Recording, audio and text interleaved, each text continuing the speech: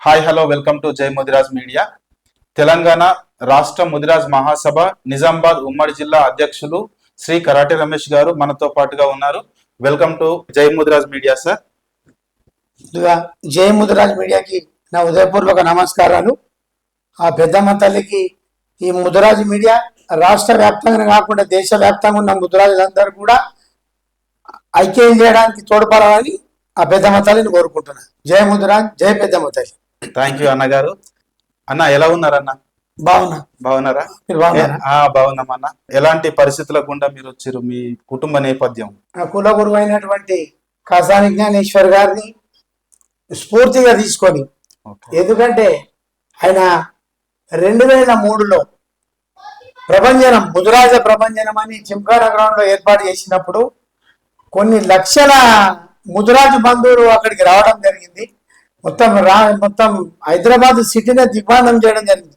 అంత పబ్లిక్ చూసి అంటే నేనేమనుకున్నా అంటే కాసాని జ్ఞానేశ్వర్ గారు ఆయన సొంత డబ్బులు పెట్టి ఖర్చు పెట్టి జనాలను తీసుకుని ఐక్యత చేసి ఇంత మన కోసం పాటుపడుతున్నాడు.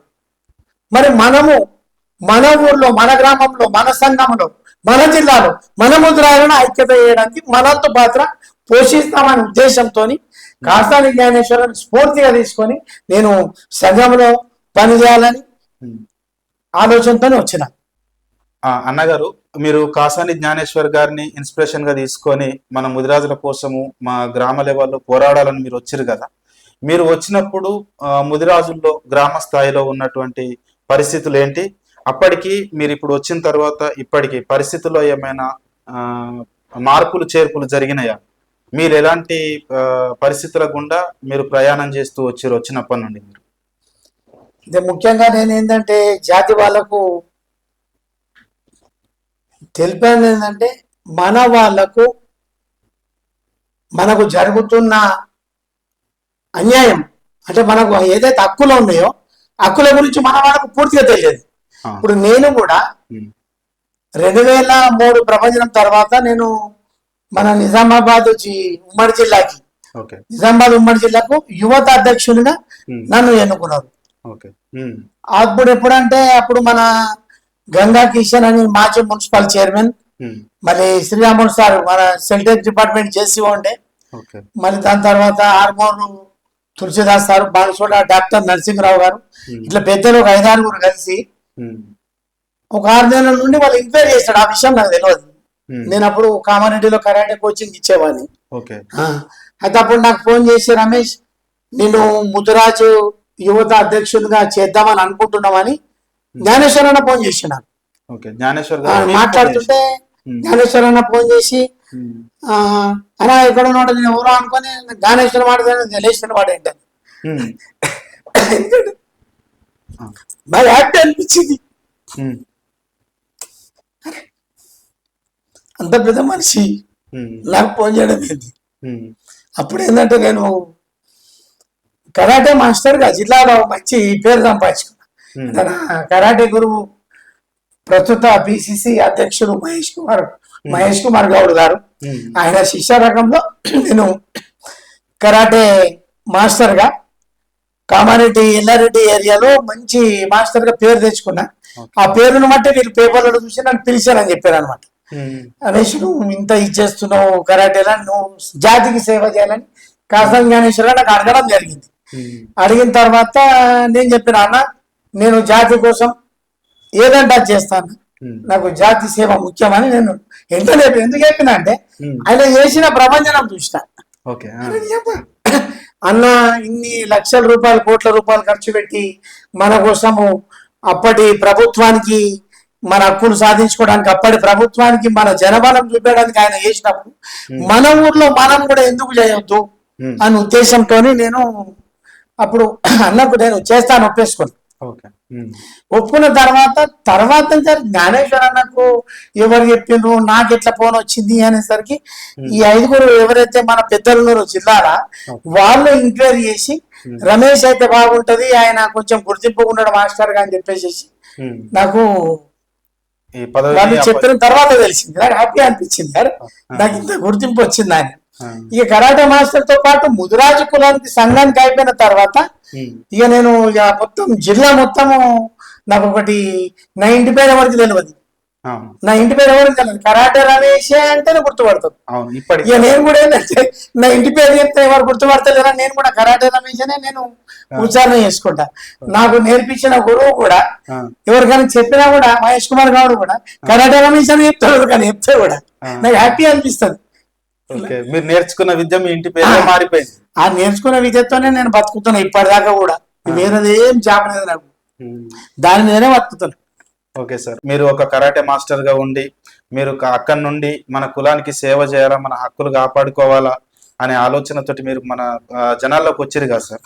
వచ్చినప్పుడు మన జనానికి ఉన్న అవగాహన ఏంది, మన ముదిరాజు కులం పట్ల కానీ మన హక్కుల పట్ల కానీ అప్పుడున్న పరిస్థితులు వాళ్ళకున్న అవగాహన ఏ విధంగా ఉండే? నేను ముదిరాజు బంధువులను అభినందించాలి. ఏంటంటే ఆ పెద్దమ్మ తల్లి దయ వల్ల జిల్లాలో 25 మండల కమిటీలు వేయగలిగిన. వాళ్ళ ప్రతి గ్రామం నుంచి నాకు ప్రోత్సాహం ఇచ్చారు. ప్రతి గ్రామం నుంచి ఇద్దరిద్దరిని తీసుకొని మండల కమిటీలు వేసిన తర్వాత ప్రతి మండలికి ఎక్కడైతే కమిటీలు వెళ్తుందో మన సమస్యల గురించి పూర్తి వివరించడం జరిగింది. ఏంటంటే మనకు ముఖ్యంగా సమస్య గత 50 సంవత్సరాల నుంచి కూడా పోరాటం చేస్తున్నాం ఏంటంటే BCA కావాలి. అనంతరామన్ కమిటీ మనకు ఎప్పుడైతే అన్యాయం చేసిందో, అన్యాయం అంటే ఏంటంటే వృత్తుల ఆధారంగా అనంతరామన్ కమిటీ 69లో నివేదిక ఇచ్చింది. అయితే 70లో దాన్ని నిలబడడం బయటకు తీయడం జరిగింది. అప్పుడు వృత్తుల ఆధారంగా చేసినది ఏదైతే ABCD వర్గీకరణ జరిగిందో అప్పుడు ఏమైందంటే ఒకటే వృత్తి మీద ఆధారపడ్డ మత్స్యకారుల వృత్తి మీద ఆధారపడ్డ వాళ్ళందరినీ BCAలో చేర్చారు. ఒక ముదిరాజులు కూడా మత్స్యకారుల మీద ఆధారపడ్డ వాళ్ళే. 1964 ప్రభుత్వం జీవో ఇచ్చింది, ముదిరాజులు కూడా మత్స్యకారులు అని గుర్తింపించింది. అయినా కూడా ఒక ముదిరాజులను మాత్రమే BCDలో కలిపి మిగతా మత్స్యకారులు అందరినీ BCAలో కలపడం ద్వారా మనకు అక్కడ అన్యాయం జరిగింది. మనం ఏమంటున్నామంటే మీరు ఏదైతే నివేదిక అనంతరామన్ కమిటీ ఉన్నదో వృత్తుల ఆధారంగా వర్గీకరణ చేసినప్పుడు ముదిరాజులు కూడా మత్స్యకారులను ప్రభుత్వమే గుర్తించినప్పుడు 64 జీవో నంబర్ 98లో మరి BCDలో కలపడం ద్వారా మాకు అన్యాయం జరిగింది అని మనం అప్పటి నుంచి పోరాటం స్టార్ట్ చేసినాం. మన విలేజ్లలో ఏం చెప్తున్నా అంటే మనకు BCA వస్తే మనం పేదరికంగా ఉన్నాము కాబట్టి ముదిరాజులము తెలుగోళ్ళు ముదిరాజులు పేదరికంలో ఉన్నాం కాబట్టి మనకు విద్యాపరంగా స్కాలర్షిప్ల ద్వారా విద్యను ఉన్నత విద్యను అభ్యసించగలుగుతాం. అదే BCAలో ఉంటే స్కాలర్షిప్ల ద్వారా విద్యతో పాటు ఉద్యోగ అవకాశాలు కూడా మనకు వస్తే మన కుటుంబంలో మార్పు వస్తుంది. మన తల్లిదండ్రులు పడిన కష్టము మనం పడొద్దు, మన భవిష్యత్ తరాల పిల్లల కోసం మన BCA సాధించుకోవాలని చెప్పేసి అవగాహన కల్పించడం జరిగింది. దాంతో పాటు గ్రామాలలో ఏమి భూమి ఇల్లు లేకుండా కూడా రెక్కాడితే కానీ డొక్కాడని బతుకులు ఎన్నో ఉన్నాయి ముద్రాజులలో. వాళ్ళు కూలి పని చేసుకొని బతుకుతున్నారు, వ్యవసాయ కూలీలుగా బతుకుతున్నారు. అడ్డా కూలీలు ఇట్లా పట్టణాలకు వచ్చి సిటీలకు వచ్చి అడ్డా కూలీలు హోటళ్లలో పనిచేయడం, అపార్ట్మెంట్లలో పనిచేయడం అటువంటి చేసుకొని బతికే వాళ్ళకి నేను ఏమంటున్నా అంటే మనకు ఏదైతే 1964 జీవో నంబర్ 98 ద్వారా ముదిరాజులకు మత్స్యకారులకు ప్రభుత్వం గుర్తించిందో ఆ హక్కులను కూడా మనం సాధించుకుందాం. ఇప్పుడు విద్యాపరంగా ఉన్న వాళ్ళు విద్యాపరంగా BCA కావాలి, విద్యాపరంగా లేకుండా వ్యవసాయం భూమి లేకుండా కూలి పని చేసుకునే వాళ్ళకి ఏం కావాలి, చెరువుల హక్కులు సాధించుకుంటే కనీసం అక్కడ ఆ కూలీతో పాటు కూలి అయినప్పుడు చేపలు అనుకొని బతుకుతారు కదా, ఆ చేపలతో ఆర్థికంగా మనం కొంచెం ఎదుగుతామని BCA వస్తే విద్యాపరంగా ఎదుగుతాం. ఈ చేపల ద్వారా విద్య లేని వాళ్ళు ఆర్థికంగా దాని ద్వారా ఆర్థికంగా ఎదుగుతారు. విద్య ఆర్థికంగా రెండు కలిస్తే భవిష్యత్తులో రాజకీయం కూడా ఎదగడానికి ఆస్కారం ఉంటది అనే ఉద్దేశంతో ఈ రెండు సమస్యల మీద మనం గ్రామాలలో అవగాహన కల్పించడం జరుగుతున్నది. దీని ద్వారా ఏంటంటే నాకు తెలిసి ఇప్పుడు నేను గత 5 సంవత్సరాల నుంచి కూడా జిల్లా అధ్యక్షునిగా పనిచేస్తున్నా. తెలంగాణ రాష్ట్ర ముదిరాజు మహాసభ కాసాని జ్ఞానేశ్వర నాయకత్వంలో నేను పనిచేస్తున్నా. దాదాపు నాకు తెలిసి 50 నుంచి 60% మన వాళ్ళకు ఐక్యత చేయాలి, మన హక్కులు సాధించుకోవాలి, మనం కూడా విద్యాపరంగా ఎదగాలి, ఆర్థికంగా ఎదగాలి అని చాలా మంది ఆలోచనలు ఉన్నారు, చాలా మంది. దాంతో పాటు మనం ఏం చేస్తున్నాం, భవిష్యత్తులో మనము రాజకీయం కూడా ఎదగాలంటే గ్రామీణ స్థాయి నుంచి మన రాజకీయ పునాది వేసుకోవాలి. పునాది వేసుకోవాలంటే మనము వార్డు మెంబర్ నుంచి సర్పంచ్ వరకు, ఉప సర్పంచ్ వరకు, ఎంపీటీసీ, జడ్పీటీసీ, ప్రతి దాంట్లో మనం పోటీలో పాల్గొనాలి. పోటీలో పాల్గొనంటే మనం ఆర్థికంగా లేమన్నా, మేము రాజకీయంగా వాళ్ళని తట్టుకోలేము అంటే నేనేమంటున్నా అంటే, అరే 10 ఇళ్ళు ఉన్నోడు 70 ఏళ్ళ నుంచి సర్పంచ్ ఎట్లుంటాడు, మరి 100 ఇళ్ళు ఉన్నాడు సర్పంచ్ ఎందుకైతే లేడు అన్న. డబ్బులు లేవని, డబ్బులు కాదు ముఖ్యము, మనం ఓటు చైతన్యం చేద్దాం. పార్టీలకు అతీతంగా పార్టీలను పక్కకు పెట్టి మన వాళ్ళను ఎన్నికల్లో పోటీ చేయించి వాళ్ళను ఓటును చైతన్యం చేసి ఒక్కసారి మనం సర్పంచ్ అయినామంటే ప్రభుత్వం నుంచి వచ్చే ఫలాలను మన కుటుంబాలకు పథకాలు ఏవైతుంటే ప్రభుత్వం నుంచి వచ్చే ప్రతిఫలాలని మన వాళ్ళకు కుటుంబాలకు అయ్యేటట్టు చేస్తే మన కుటుంబంలో మార్పు వస్తుంది. మనల్ని నిలిపించండి. ఏ పార్టీలో ఎక్కడైనా తిరగండి, మనోని నిలబడ్డ దగ్గర, మనకు అవకాశం ఉన్న దగ్గర, మన వాళ్ళు రాజకీయంగా ఉన్న దగ్గర పార్టీలను పక్కన పెట్టి మనవాన్ని ఒక్కసారి గెలిపించుకుంటే మన కుటుంబంలో మార్పు వస్తుంది. ఎట్లా మార్పు వస్తుంది? స్కాలర్షిప్లు ఏమన్నా, మన పెన్షన్లే కానీ, ప్రభుత్వం నుంచి ఇచ్చే పథకాలల్లా ఇప్పుడు ఇవి ఇండ్లు కానీ, రేషన్ కార్డు లేని మన రేషన్ కార్డు కానీ, ఇంకేదైనా పథకాలు అన్నిటికీ మనకు ఇప్పిస్తే మనం కూడా కుటుంబంలో కొంచెం మార్పు వస్తుంది. దాని ద్వారా మనం రాజకీయ ఒకసారి వచ్చినాం అనుకో, దాన్ని అది పోటీ అనుకో, అది మనల్ని చైతన్యం చేయాలంటే అరే మన ఓట్లు ఎన్ని ఉన్నాయి, మనకు సీట్లు ఎన్ని ఉన్నాయి, అది మనం అవగాహన కల్పిస్తున్నాం. దాంతో నాకు ఏంటంటే నాకు ఎంత మంచి కాన్ఫిడెన్స్ వచ్చిందంటే నేను ఇదే కాన్ఫిడెన్స్ ద్వారా బాన్సోడ వెళ్ళి నేను ఎమ్మెల్యేకి చేద్దామని పోటీ నిర్ణయించుకున్నా. అక్కడ ఏమైపోయిందంటే మన వాళ్ళు పాపము అది ఏందో కానీ పెద్ద మతాలి మనకు ఆర్థికంగా ఎప్పుడు చేస్తుందో కానీ ఆర్థికంగా ఎవరు లేరు. ఎదుటి వాళ్ళ రాజకీయాల కుట్రలకు వాళ్ళు పోలీస్ స్టేషన్లు ఎక్కిస్తారని ఏదో కుట్ర చేస్తారని విలేజ్ అలా భయానికి బయటకు రాకుండా అన్న నువ్వు ఎప్పుడు చేసినా ఓటు మాత్రం మేము వేస్తాం, ఓటు మాత్రం వేస్తాం నాకు ధైర్యం నాకు ఇచ్చాను. ఆ ధైర్యం ఎందుకంటే మన ఎక్కడ 50,000 ఓట్లు ఉన్నాయి, ఖచ్చితంగా నేను మన ఓట్లు 80% వేయించుకోగలుగుతా, 80% అని ఒక నమ్మకంతో పోయినా అక్కడికి. అది నాకు ధైర్యం ఇచ్చింది కాసాని జ్ఞానేశ్వర అన్నది. బెటా నువ్వు నిలబడరా, నువ్వు నిలబడు, నేను డబ్బులు పెట్టుకోవడం నాకు ధైర్యం ఇచ్చాడు. నేను ఒకటే డిసైడ్ అయిపోయినా, మన జాతి వాళ్ళ కాళ్ళు పట్టుకున్నా మన ఓటు ఖరాబ్ కాకుండా మన జాతి వాళ్ళ ఓటింగ్ తో మన జనాభా మన సత్తా చూపిద్దామని ఉద్దేశంతో డిసైడ్ అయిపోయినా. జాతి పరంగా ఐక్యత ఉంది కానీ ఓట్లకు వచ్చేసరికి పార్టీలకు ఇచ్చిన ఇంపార్టెన్స్ మన కులస్తులకు ఇవ్వలేకపోతున్నారు. ఎందుకంటే వాళ్ళు మనల్ని డబ్బుతో కొంతమందిని కొనేసి మనకే వ్యతిరేకంగా మార్చి మన ఓటుని చీల్చి మనని అధికారంలోకి రాకుండా ఆ అధికారం యొక్క ఆ రుచి ఏందో తెలియకుండా చేస్తున్నారు అనేటువంటి అభిప్రాయం కూడా మనలో చాలా మందికి ఉంది. దీని మీద మీరు ఎట్లా స్పందిస్తారన్న? అంటే వాస్తవానికి ఏంటంటే రాజకీయంగా ఎదగాలి అనే ప్రతి ఒక్కరికి కోరిక ఉంటుంది. రాజకీయంలో ఒక్క స్థాయికి వచ్చిన తర్వాత ఏమైపోతుంది అంటే ఒక సర్పంచ్ అయిన తర్వాత, సర్పంచ్ వచ్చిన తర్వాత ఎమ్మెల్యేతో అటాచ్మెంట్ అయిపోయినాక కొన్ని కాంట్రాక్ట్లు తీసుకోవడం, ఆర్థికంగా ఎదగడం ఆలోచన పడతాం. ఇంకా పైకి ఎదగాలి రాజకీయ ఆలోచన ఉంటుంది, దాన్ని తప్పు కాదు. కాకపోతే ఏమైతుందంటే మన వాళ్ళు విద్యాపరంగా ఆర్థికంగా లేక కూలి పని చేసుకొని బతికే వాళ్ళకు అవగాహన ధైర్యం ఇవ్వాలి. ధైర్యం ఇవ్వక ఎందుకంటే సర్పంచ్ ఏం చేస్తుందంటే ఒక ఊరు సర్పంచ్ మనడు ఒక లీడర్ ఉంటే అరే ముదురాజుల ఒక్క ఓట్లే నాకు సరిపోతాయా, సర్పంచ్ గా గెలవాలంటే మినిమం ఒక 1000 ఓట్లు కావాలి, అదే ఎమ్మెల్యేగా గెలవాలంటే మినిమం 50 నుంచి 60,000 ఓట్లు కావాలి. అన్ని ఓట్లు మన దగ్గర లేవు. అంటే నేనేమంటున్నా అంటే నువ్వు రాజకీయంగా ఎదుగుతూ జాతికి సేవ చేయి, వచ్చిన ఫలాలని నీ గ్రామంలో వచ్చిన పథకాలు వచ్చిన బడ్జెట్ ఫలాలు ఏవైతుంటాయో నువ్వు పుట్టిన నీ తల్లిదండ్రికి నీ తల్లికి నీ సంఘం నీ కులం అంటే నీ తల్లికి ఒక 50% ఇచ్చి మిగతా 4 కులాలకు కూడా ఇవ్వు. అప్పుడు నీకు కులం సపోర్ట్ దొరుకుతుంది, సమాజం దొరుకుతుంది. వీళ్ళు ఏంటంటారంటే మనోళ్ళని చైతన్యపరచలేక అవగాహన కల్పించలేక అవగాహన లేక వీళ్ళను నలుగురితో అవసరం ఉంటుందనే ఉద్దేశంతో మనోళ్ళను చైతన్యం చేస్తలేరు. అయితే మన వాళ్ళని కూడా ఏం చేస్తున్నారంటే ఎదుటి వాళ్ళు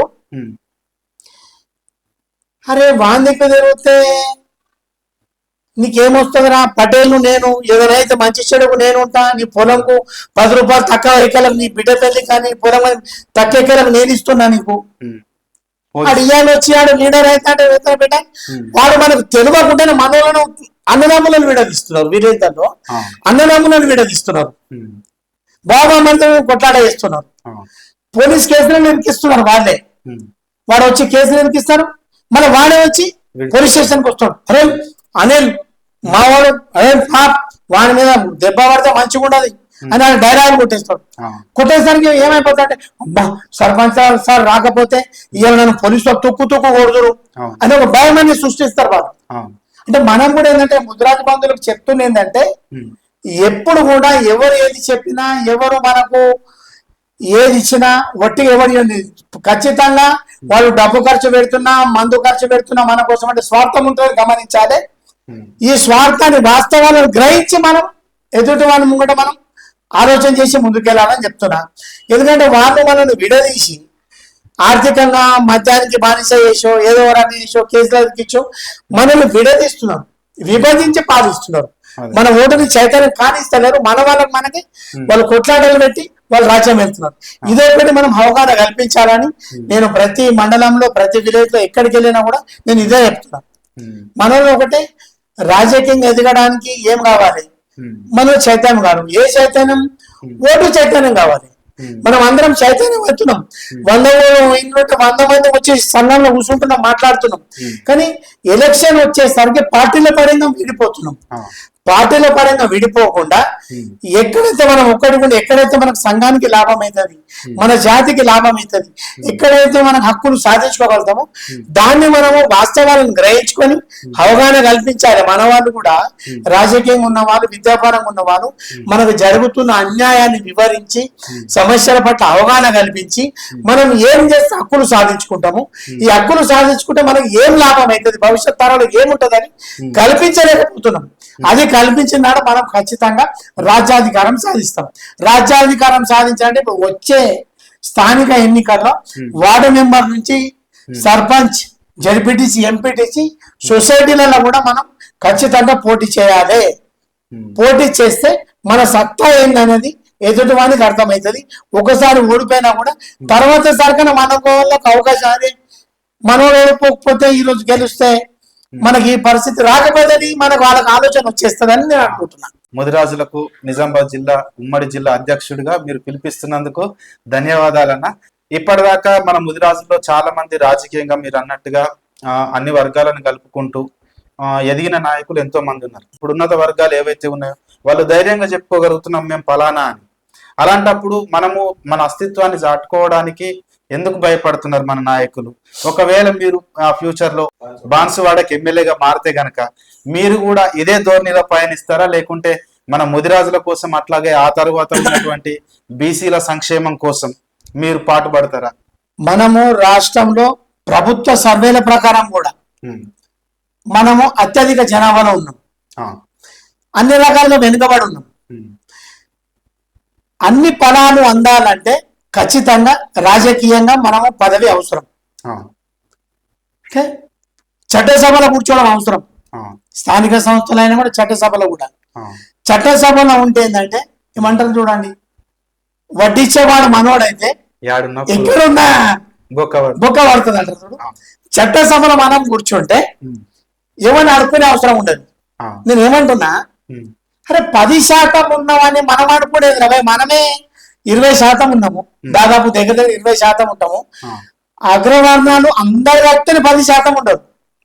అరే వాళ్ళని మనం ఆడుకోవడం ఏంది అంటే ఆర్థికంగా మనం లేకపోవడమే కారణమా? రాజకీయంగా ఎదగకపోవడానికి ఆర్థికంగా లేకపోవడమే కారణమా? నేను ఏమంటున్నా, విద్యాపరంగా రాజకీయంగా ఉన్నవాళ్ళు జాతి సేవ చేస్తూ పేద బడుగు బలైన వర్గాలకు కూడా మనం సేవ చేసుకుంటూ వెళ్తే ఎవరికి ఏ ఆపద వచ్చినా ప్రభుత్వ పరంగా ఏదైనా ఇప్పించేది ఉన్నా మంచి చెడుకు నిలబడ్డా ఖచ్చితంగా వాళ్ళ సపోర్ట్ మనకు దొరుకుతుంది. నువ్వు ఎప్పుడైతే ప్రజలలో వెళ్ళి నువ్వు గుర్తింపు తెచ్చుకుంటావో అప్పుడు పార్టీలు కూడా గుర్తించి నీకు పదవి ఇస్తుంది. డబ్బులు అవసరం లేదు. వాస్తవానికి ప్రజలల్లా గట్టి పేరు పట్టు ఉన్న వాళ్ళకు డబ్బులు అవసరం లేదు. పదవి ఒకసారి టికెట్ వచ్చిందంటే ఆటోమేటిక్ డబ్బులు వచ్చేస్తాయి. లేదా ఇప్పుడు నేను బాన్సోడికి చేద్దాం, అరే ఎట్లా చేద్దాం అనుకుంటున్నా, వాళ్ళ దగ్గర డబ్బే లేదు కదా. నేను ఒకటే డిసైడ్ అయినా, ప్రతి ఇంటికి వెళ్ళి ప్రతి పేదవాని ఇంటికి వెళ్ళి వాళ్ళ కాళ్ళు మొక్కి ఆశీర్వాదం తీసుకొని ₹1 ఇచ్చామనుకుందాం అనుకున్నా. జోలి పట్టుకుని ₹1 నాకు ఇయ్యు, ఆశీర్వాదం ఇయ్యని కాళ్ళు మొక్కి ₹1 నాకు నీకు ₹100 లాభం తెస్తా. ఓకే. స్వతంత్రం వచ్చిన నుంచి కూడా మనం ఇంత జనాభా ఉండి ఇంత వెనుకబడిపోతున్నామంటే నాలాంటి పేదవాడిని చట్టసభలో కూర్చున్న పెడితే వచ్చిన ప్రభుత్వం నుంచి వచ్చే ప్రతిఫలాలు అన్ని కూడా పేదరింటికి నేను చేర్చి పెడతా. ప్రతి వారం ఒక గ్రామానికి వస్తా, ప్రతి నెల ఒక మండలంకి వస్తా, పేదలలో తిరుగుతా. వారంలో 4 రోజులు గ్రామంలో ఉంటాం, మిగతా రోజులు డిపార్ట్మెంట్ ఏదైతే పని చేసుకోవాలని ఉద్దేశంతో అక్కడికి వెళ్ళిన. డబ్బులు అంటే కారణం మొక్కి ఆశీర్వాదం ₹1 ఎవరైనా ఇస్తారు, ₹1 చాలు. అట్లా 5 లక్షలు దాదాపు 2,80,000 ఓట్లు అంటే 2 లక్షల రూపాయలు మనకు వస్తున్నాయి అంటే మన ఓటింగ్ అనేది తెలిసిపోతా కదా. అట్లా అదే అగ్రవర్ణాలు కాలు మొక్తే అగ్రవర్ణాలు 2 చేతుల దండం పెట్టినా కూడా వారు తలకాయ ఇట్లాంటి చేతులు లేపాడు. నేను చాలా మందిని గమనించిన. ఎప్పుడు లేపుతాడు? అరే వీని వెనుక ముదురాజు బలం ఉన్నదిరా, వీని వెనుక జనం ఉన్నదిరా, వీని వెనుక ఓట్లు ఉన్నారా అన్నప్పుడే చేతులు లేపుతాడు. అప్పటిదాకా మనకు చేతులు లేపాడు. వాడు కూర్చోమని కూడా అన్నాడు, కూర్చోమని కూడా అన్నాడు. నిలబడ ఎత్తుంటే వాళ్ళు ఇంటుంటారు, అగ్రవాళ్ళు ఎట్టుంటే మీరు గమనించాలి. వాడు కూర్చోమంటే ఎక్కడ తక్కువ అయిపోతామని ఆలోచిస్తాడు. మన వెనుక ఓటు బలం ఉన్నప్పుడు, జనబలం ఉన్నప్పుడే మనం కూర్చోడానికి సీట్ ఇస్తాడు. అది మనం గమనించాలి. మనం ఏదో రాజకీయ పదవుల కోసము, పైరవీల కోసము, కాంట్రాక్ట్ల కోసము కులమును సంఘాన్ని తాకడు పెట్టి అది బానిస బతుకుతే అటువంటి వానికి పెద్ద మతలు క్షమించదు. ఎప్పుడైతే నిస్వార్థంగా జాతికి సేవ చేస్తారో వాళ్ళకు ఖచ్చితంగా పెద్ద మతాలే అనుకుంటుంది. ఎందుకంటే నాకు అనుమానంగా చెప్తున్నా. ఎందుకంటే నా కుటుంబ పరిస్థితి కానీ, నా పెద్ద మతాలు నా పిల్లలకు మంచి దారి చూపించింది, మంచి భవిష్యత్తు చూపిస్తున్నది. అందుకని ఏమంటే జాతిని మోసం చేయొద్దు. రాజకీయంగా ఎదగడానికి నేను వదలట్లే, కానీ జాతిని చూపించుకుంటూ జాతి సంఘం పేరు చెప్పుకుంటూ నువ్వు రాజకీయానికి వాడుకోవడమే కరెక్ట్ కాదని అంటున్నా. ఎదగాలి, రాజకీయం ఎదగడం తప్పు కాదు. రాజకీయం ఎదుగు, జాతికి సేవ చేయి, జాతికి మోసం చేయక అన్యాయం చేయకు. మన జాతితో పాటు ఇతర పేద వర్గాలకు కూడా నువ్వు సేవ చేయాలి, ప్రభుత్వం నుంచి వచ్చే ఫలాలు ఇప్పియాలి, ఇచ్చేయాలి. నువ్వు జాతిని వాడుకొని జాతి తర్వాత మరి నాకు కులమోటు సరిపోతాయా, నాకు అందరు కావాలి ఇందరు కావాలి, అది కరెక్ట్ కాదు. ఇప్పుడు ఎదిగిన తర్వాతనే కదా జాతికి సేవ చేయాల్సింది, ఎదగక ముందు కాదు కదా. నీ దగ్గర పవర్ లేనప్పుడు, మీ దగ్గర పవర్ లేనప్పుడు మీరు ఏం చేయలేరు. మీ దగ్గర పవర్ ఉన్నప్పుడే కదా మన జాతిని ఇంకా చైతన్యవంతంగా ముందుకు నడిపించి రావాల్సిన హక్కులు ఇప్పియాల్సింది. అదే టైంలో తప్పించుకోవడానికి గల కారణాలు ఏమంటారు సార్? ఒకటి చెప్పనా, పవర్ అవసరం లేదు. నేను కాంగ్రెస్ పార్టీ కార్యకర్తగా ఉండి కూడా టిఆర్ఎస్ ప్రభుత్వంలో దాదాపు ₹1,70,00,000 నిజామాబాద్ ఇప్పించినాము. ఎట్లా ఇప్పించినాము? నిజామాబాద్ లో ఉన్న 28 సంఘాలను ఐక్యత తీసుకొచ్చినాము. ఐక్యత తీసుకొచ్చి మనకు సంఘంకు లాభం అవుతుందా లేదా, మన జాతికి ఎవరికి సపోర్ట్ చేస్తే మనకు లాభం అవుతుంది, అది మొత్తం కూర్చొని మన నుంచి హామీలు తీసుకోవడం జరిగింది. ఈ రోజు దాదాపు 18-19 సంఘాలకు 7-7 లక్షల రూపాయలు భవనాలకు ఇప్పించినాం. 50 లక్షల రూపాయలు పెద్దమ్మ గుడికి ఇప్పించినాం. 3 ఎకరాల స్థలం మన పెద్దమ్మ గుడికి ఇచ్చారు అంటే ఒక కరాటే రమేష్ చూసో, నిజామాబాద్ లో ఉన్న టౌన్ అధ్యక్షుడు రవిరాజు చూసో కాదు, వీళ్ళ వెనుక ఎన్ని ఓట్లున్నాయి, ఎన్ని సంఘాలు ఉన్నాయి. అదే దానికి చైతన్యం తీసుకొచ్చినాం, అవగాహన కల్పించినాం. 28 సంఘాలు ఒక దగ్గర తీసుకొచ్చినాం. ఇన్ని ఓట్లున్నాయి వాళ్ళకి చెప్పడం జరిగింది. మా ఇంకా వేరే సంఘాలకు ఇన్ని కోట్లు ఇచ్చారు, కోటి చిల్లర కొన్ని సంఘాలకు ఇచ్చారు, కొన్ని కులాలకు ఇచ్చారు, మరి మాకెందుకు ఇస్తలేరు? మా కులం ఓట్లు మీకు అవసరం లేదా? మా కూడా ఇన్ని వేల ఓట్లు ఉన్నాయి. ఇక్కడ దాదాపు 30,000 ఓట్లు నిజామాబాద్ లో ఉంటాయి. దాన్ని మేము 15,000 ఓట్లు మేము చెప్తే వినేవాళ్ళు ఉన్నారు. ఎక్కడ కూడా ఏ కులంలో కూడా 100% వినరు. ఎందుకంటే ఒక్కొక్కరు ఒక్కొక్క పార్టీకి అభిమానం ఉంటది, ఒక్కొక్కరు ఒక్కొక్క రకంగా ఒక 10% పోతాయి. మిగతా చైతన్యం తీసుకొచ్చి దాన్ని చూపించడం జరిగింది. దాని ద్వారా నిజామాబాద్ లో ఇప్పుడు 5 సంవత్సరాల నుంచి అన్ని సంఘాలకు రాజకీయం కూడా మనం చైతన్యమైన, అరే మనం కూడా ఎందుకు కార్పొరేటర్ చేయవద్దు అనే ఆలోచనకు వచ్చింది. ఏది చైతన్యం అయింది కాబట్టి ఇదే చైతన్యము గ్రామాలలో కూడా తీసుకొచ్చినాం అనుకో, సర్పంచ్ ఎంపీటీసీని గెలిపించుకుంటే ఖచ్చితంగా భవిష్యత్తులో నిజామాబాద్ జిల్లా ఒక ఎమ్మెల్యే ఉంటాడు, కామారెడ్డి జిల్లాలో ఒక ఎమ్మెల్యే ఉంటాడు. అట్లా మన తెలంగాణ రాష్ట్రంలో ఈ పరిస్థితి వస్తే 40 మంది ఎమ్మెల్యేలు ముద్దురాజులు కావచ్చు. ఖచ్చితంగా ఓటును చైతన్యం చేయాలి, ఓటు చైతన్యం చేయాలి. ఎమ్మెల్యే కావాలనుకుని మొదటి నుంచి జాతికి సేవ చేస్తూ ప్రజలను ఉండాలి. లేకపోతే కూడా డైరెక్ట్ నేను టైంకి వచ్చి కాళ్ళు మొక్తా, నేను డబ్బులు ఇస్తాను ఎవరు ఓటేయడు. ప్రతి ఒక్కరు డబ్బులు ఖర్చు పెడతారు, ప్రతి ఒక్కరు కోట్లు పెడతారు. దాంట్లో ప్రజల మనిషి ఎవరు, ప్రజలలో ఎప్పుడు సంబంధాలు ఉంచుకునే వాళ్ళు ఎవరు, ప్రజలను పట్టించుకునే వాళ్ళు, ప్రజలను పట్టించుకునే వాళ్ళకే ఓటిస్తారు. అదే నేను గమనించింది. మన కుటుంబ నేపథ్యము ఎలా ఉంది? మన అంటే మీరు చదువు బాల్యం ఎక్కడ గడిచింది మనకి? మా తల్లిదండ్రులు, మా నాన్న పెంటయ్య, అమ్మ పేరు సరస్వతి. మేము ఇద్దరం అన్నదమ్ములము. తమ్ముడు 15 సంవత్సరాల క్రితం చనిపోయాడు, కిడ్నీ ఫెయిల్ అయ్యి. ముగ్గురు అక్కయ్యలను. మా నాన్న మాకు బుద్ధి తెలిసిన నుంచి కూడా, అంటే ఆయన చిన్న ఉన్నప్పటి నుంచి కూడా మొత్తం కూరగాయలు పండ్లు అమ్ముకుంటేనే బతికేడు. ఇక అమ్మ బీడీలు చేసేది, బట్టలు కూడా కుట్టేది. ఇక మా అమ్మ మాకు, వాళ్ళు తక్కువ చదువుకున్నా మాకు డిగ్రీ వరకు నన్ను చదివించారు వాళ్ళు. ఇక ఎంకామ్ కూడా నేను పీజీ ఎంట్రన్స్ రాసినాను, కానీ అది BCDలో ఉండడమో మరి ముదురాజుల కులంలో పుట్టడం నాకు శాపమా అది లోపమా నాకు అర్థం కాలేదు. కానీ నాకు ఎంకామ్లో సీట్ రాలేదు. రాకపోయినప్పుడు నేను ఏం బాధపడ్డా అంటే, నా క్లాస్మేట్ దళితుడు 18 మార్కులు వచ్చిన మనకి సీట్ వచ్చింది. అరే నాకు 60 మార్కులు వచ్చినా నాకు సీట్ రాలేదు. అప్పుడు నేను కొంచెం బాధపడ్డా. అరే నీ అమ్మ, నేను ముద్రాజు కులంలో పుట్టక ఒక దళితునిగా పుడితే నేను ఈరోజు ఒక స్థాయిలో ఉంటుంటేనేమో, ఈ రిజర్వేషన్ పరంగా నాకు అప్పుడు చాలా బాధ అనిపించింది. ఆ ఒక్క విషయంలో, సీటు విషయంలో. ఇక ముగ్గురు అక్కయ్యలు, మళ్ళీ నాకు ముగ్గురు పాపలు. పెద్ద పాప MBBS 3rd ఇయర్, రెండో పాప బీటెక్, విట్ యూనివర్సిటీలో బీటెక్ చేసింది, జాబ్ చేస్తుంది సాఫ్ట్వేర్గా. మూడో పాప మొన్ననే MBA అయిపోయి, ఆమె కూడా మొన్న 15 రోజుల క్రితం కంపెనీలో జాబ్ వచ్చింది.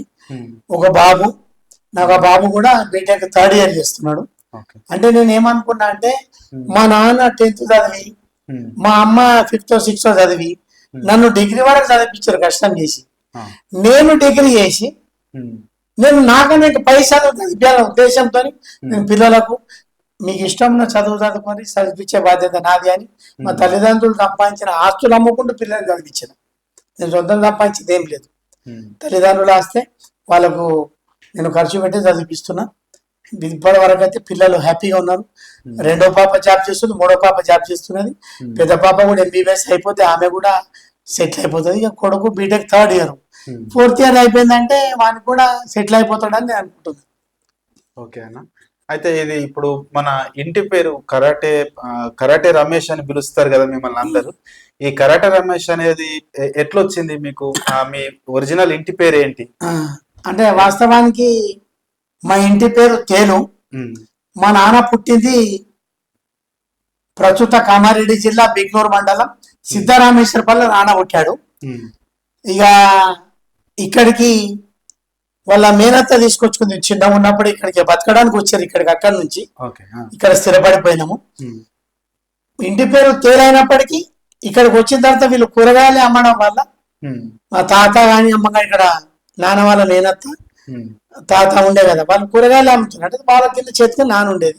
కూరగాయలు అమ్ముకుంటే 70 సంవత్సరాలు 80 సంవత్సరాల నుంచి అదే పని అనమాట. కూరగాయలు అని మమ్మల్ని పిలుస్తారు. అయితే నేను కరాటే నేర్చుకున్న తర్వాత చెప్పిన మా గురువు మహేష్ కుమార్ గౌడ్ గారు PCC అధ్యక్షులు, ఆయన నేను కరాటే నేర్చుకున్న తర్వాత సార్ నన్ను కామారెడ్డి పంపించాడు కోచింగ్ ఇవ్వడానికి. అంటే ఒక మాస్టర్ని ఆరుమూరికి, ఒక మాస్టర్ని బోధన్కి, ఒక మాస్టర్ని భీమ్గల్కి, ఇట్లా బ్రాంచెస్ పెట్టినప్పుడు నన్ను కామారెడ్డి పంపించడం జరిగింది. నేను కామారెడ్డిలో కరాటే మాస్టర్ అయిన తర్వాత అప్పటి నుంచి నాకు ఎవరంటే కరాటే రమేష్ నాకు కరాటే రమేష్ గానే పిలుస్తారు అందరూ. అదే అయిపోయింది. 85లో నేను కరాటే మాస్టర్ అయినా. అప్పటి నుంచి నన్ను కరాటే రమేష్ అనే పిలుస్తారు. అయితే రమేష్ అన్న, ఇప్పుడు మీరు అన్నారు ముదిరాజ్ కులంలో పుట్టడము అది శాపము లేకపోతే ఇంకేందో నాకు తెలియదు, కానీ ఆ ఒక్క విషయంలో నేను దళితుడిగా పుట్టుంటే బాగుండు అని అన్నారు కదన్నా. ఇప్పుడు అట్లాగే చాలా మంది కూడా మన ముదిరాజుల్లో ముదిరాజు అని చెప్పుకోవడానికి ఇబ్బంది పడేటువంటి వ్యక్తులు ఉన్నారు. దానికి కారణాలు ఏంటంటారు? బలంగా ఉన్నవాడు ధైర్యం వేరే ఉంటది, ఆర్థికంగా ఉన్నవారు ఆలోచన వేరే ఉంటాయి. ముదిరాజులు అనేటి వాళ్ళు ఏంటంటే రెక్కాడితే డొక్కాడని బస్సులో 90% ఉన్నారు. దాంట్లోకి వెళ్ళి ఒక 5-6% మధ్య రకంగా ఉంటారు. ఒక 1% 2% ఉన్నత స్థాయికి ఇప్పుడు ఎదిగిన వాళ్ళు. ఇప్పుడు ఇంత ముందు లేకపోయేది. అది ఏమైపోతుంది అంటే నేను ముదిరాజు అని చెప్పుకుంటే పని వరేమో పని చేసేదాకా ఒక్కరోజు కూలి లేకపోతే తెల్లారి ఏమైతుందని ఒక భయం బతుకులు, భయంతోనే బతుకులే తెనుగోని. ఈ ముతురాశి తెనుగు అంటే ఎక్కడైనా పని పెట్టుకుంటారు. మేము ముతురాజులం అనేసరికి వినడానికి కూడా ఒక రకంగా రాజంటాడు ఏంద్రా గిన్ని మనం పెట్టుకోవడం ఏంద్రా అని ఒక ఆలోచనతో మనోని వాళ్ళు ఏం చేస్తారంటే ఆర్థికంగా విద్యాపరంగా సామాజికంగా ఎదిగా అభివృద్ధి లేక తెనుగోళ్ళం మేము తెనుగోళ్ళం అని చెప్పుకుంటున్నారు. అదే విద్యాపరంగా ఎదిగి ఒక సాఫ్ట్వేర్ ఒక ప్రభుత్వ ఉద్యోగం మంచి ఉన్నత చదువులు చదివిన తర్వాత వాళ్ళకి ఏమవుతుందంటే మేము ముద్రాజనం అని చెప్పుకుంటారు. ఎందుకంటే వాళ్ళకు సొంతగా ఒకటి ఆత్మస్థైర్యం అనేది వస్తుంది. విద్యాపరంగా ఎవరైతే ఎదుగుతారో వాళ్ళకి ఆత్మస్థైర్యం అనేది వస్తుంది. ఇప్పుడు చదువుకున్నాం అనుకో, ట్యూషన్ చెప్పు, స్కూల్లో వేసో, ప్రైవేట్ స్కూల్లో ట్యూషన్ చెప్పుకోవడం కనీసం నెలకు 10 నుంచి 15 సంపాదించుకోగలుగుతాడు. ఆ విద్యావానికి జ్ఞానం వేరే ఉంటుంది, ధైర్యం వేరే ఉంటుంది. కాబట్టి వాడు ముద్ర అని చెప్పుకుంటాడు. ముఖ్యంగా మనం ఏంటంటే ఆర్థికము విద్య రెండిట్లో వెనుకబడి ఉన్నాం కాబట్టి ఈ పని ఆసర కోసం బతుకు కోసం మెతుకు కోసం భయపడి ముద్రాజని చెప్పుకుంటలేదు. కానీ ఇప్పుడు అది మారింది, ఇప్పుడు చాలా మార్పు వచ్చింది. ఎప్పుడైతే కాసాని జ్ఞానేశ్వర్ గారు ప్రభంజనం పెట్టిండ్రో ఆ జనమును చూసి మన వాళ్ళు కూడా ఇంత పెద్ద స్థాయిలో ఉన్నారని అప్పటి నుంచి ముద్రాజన స్టార్ట్ అయింది. అంతకుముందు చెప్పుకోవడానికి చాలా మంది భయపడేవారు. ప్రభంజనం అయిన తర్వాత ముద్రాజన పేరు బయటకు వచ్చింది. ఇక ఇప్పుడైతే ఇంకా చాలా మంది ప్రతి ఒక్కరు ముద్రాజన చెప్పుకుంటున్నారు. ఇప్పుడు ఎడ్యుకేషన్ తక్కువ ఉన్న వాళ్ళు కూడా ఇప్పుడు మేము ముద్రాజనం అని చెప్పుకుంటున్నాం. ఇప్పుడు చాలా మార్పు వచ్చింది. ఈ 5 సంవత్సరాల నుంచి నేను గమనిస్తున్న చాలా మార్పు వచ్చింది. ఇంకా భవిష్యత్తు ఇంకొక 5 సంవత్సరాల వరకు కూడా మనం ఖచ్చితంగా విద్యాపరంగా ఇంకా ఎదుగుతాం, ఆర్థికంగా ఎదుగుతాం, రాజకీయంగా కూడా ఖచ్చితంగా మనము చట్టసభలో కూర్చుంటామని నేను అనుకుంటున్నాను. ఎందుకంటే ఇప్పుడు ప్రభుత్వ పరంగా కూడా మనకు 42% బీసీ రిజర్వేషన్ రాబోతున్నది. దాని పరంగా మనకు అవకాశాలు రావచ్చు. ఇప్పుడు ఎస్సీలు ఎస్టీలు చట్టసభలో కూర్చున్న తర్వాతనే మన బతుకులలో మార్పులు వచ్చినాయి. ఎందుకు మనము రిజర్వేషన్ లేకపోతే చట్టసభలకు పోలేము. రిజర్వేషన్ ఉంటే అక్కడ అగ్రవర్ణాలు రాడు కాబట్టి మనకు అవకాశం వస్తుంది. ఈ రిజర్వేషన్ ద్వారా ఖచ్చితంగా వచ్చే 10 సంవత్సరాల వరకు మనం కూడా చట్టసభలు ఉంటాం, పార్లమెంట్ లో ఉంటాం, అన్ని రకాలుగా రాజకీయంగా ఎదిగితే మన కుటుంబాల బతుకులన్నీ మారిపోతాయి. రాజకీయంగా మనం ఉన్నప్పుడు ఏమైతే అంటే ప్రభుత్వం నుంచి వచ్చే ప్రతిఫలాలు ప్రతి ఒక్క ఇంటికి చేరుతాయి కాబట్టి మన బతుకులలో మార్పు వస్తుందని నేను అనుకుంటున్నాను.